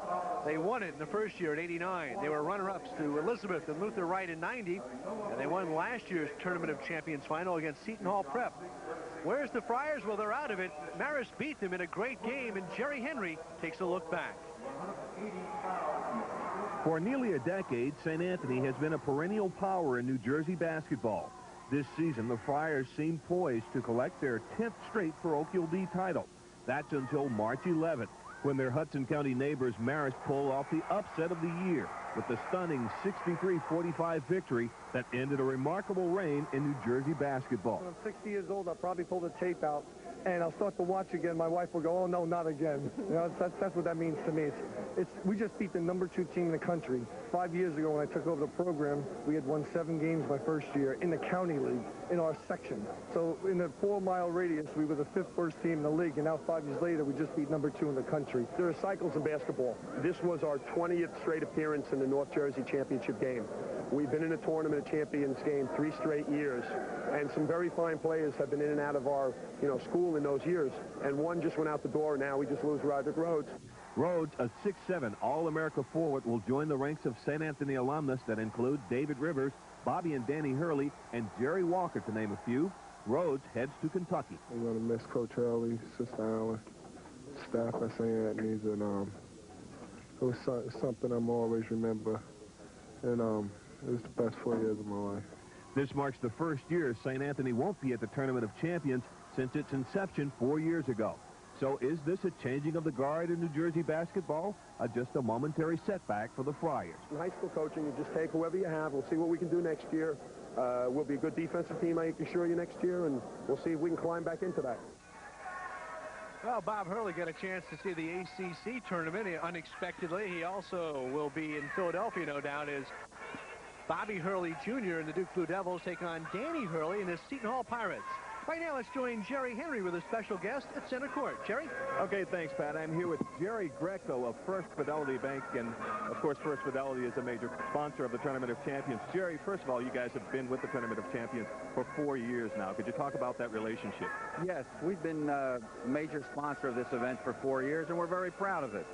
At First Fidelity, we think it's important, Jerry, to invest in our community.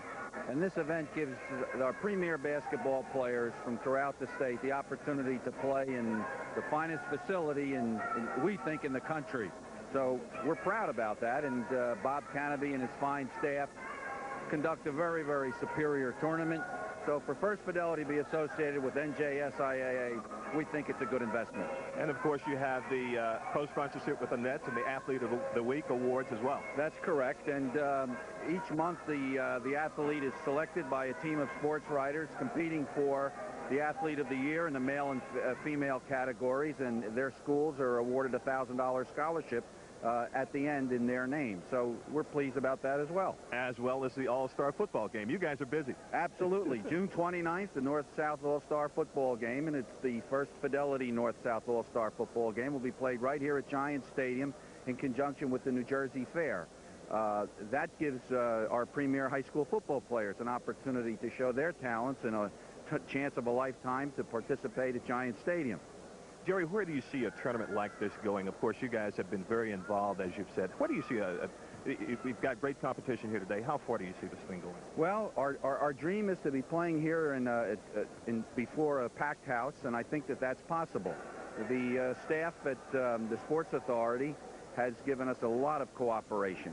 We've got over 8,000 people here this afternoon, and I think from that point to a packed house is not that far away. I think it's the cooperation between both staffs will make this a winner for the young people in our state. Okay, thank you very much for joining us today, and good luck in your future endeavors. Thank you, Jerry. Nice to be with you. Okay, we'll be back with second half action. We've got a good one going between Shawnee and Marist, the boys' finals of the Tournament of Champions. We'll be back in a moment.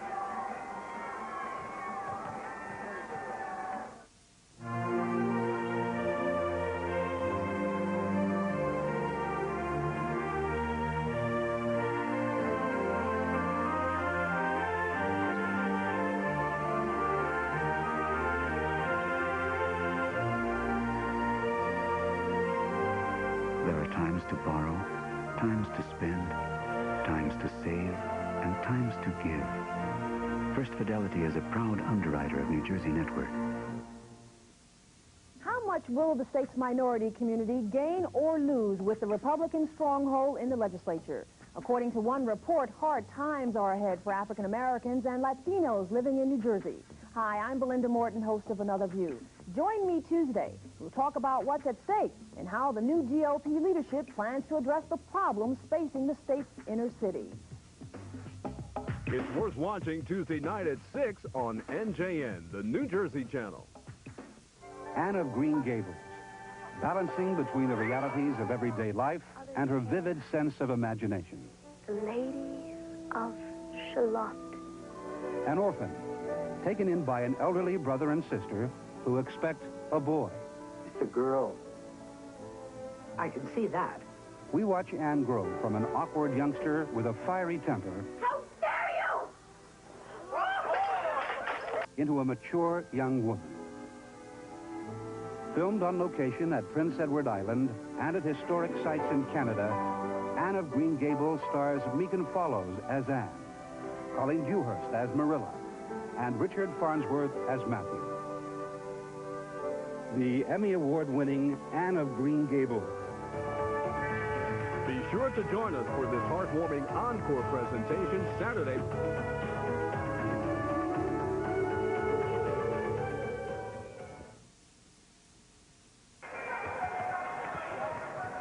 We're at the Meadowlands Sports Complex, the Brendan Byrne Arena, at halftime. And Marist leading Shawnee 26-20 in this the game to decide who's the best in Garden State High School basketball. Which of the first half, you'd have to say Marist, but we've still got 16 minutes to play. Take a look at the highlights from the first half, and one of them belongs to Roscoe Harris, who has 8 points this half. Long rebound, Geraldo ahead to Harris. We see here his versatility, not only going hard to the goal, he also knocked down 2 threes in the first half. Donnell Williams inside has 7 points. Puts it down to the floor. His athletic ability up over everybody, knocks down the short J in the lane. And so, as you would expect, the Marist Royal Knights enjoying a better shooting percentage at 45% to 38% for Shawnee. Got to the line a little bit more and hitting the boards hard, and that's interesting because Shawnee really wanted to do a good job rebounding, Rob. One of the keys for Marist at the top of the show, was to make sure that they attack the glass. They've done that. They've also initiated the action, except for about a 3-minute lull there at the beginning of the second quarter. For Shawnee, Kirk Luckman showing the way with 6. Dan Earl, who had a 3-point basket and a 2 in the second quarter, right behind him. For Marist, Roscoe Harris with 8. Giraldo with 8 in his point guard spot. Williams with 7 and Pablo Carrasco off the bench to chip in with 3. All right, Rob, how do we begin if you're, first of all, Joe Kessler and Shawnee down 6? Well, first of all, you got to be happy that you fought your way back into the game. Got it close again. After the initial first couple minutes, it looked like Marist might run away with the game. They need to continue to get the game into a half-court situation. Luckman's done a good job of posting up inside.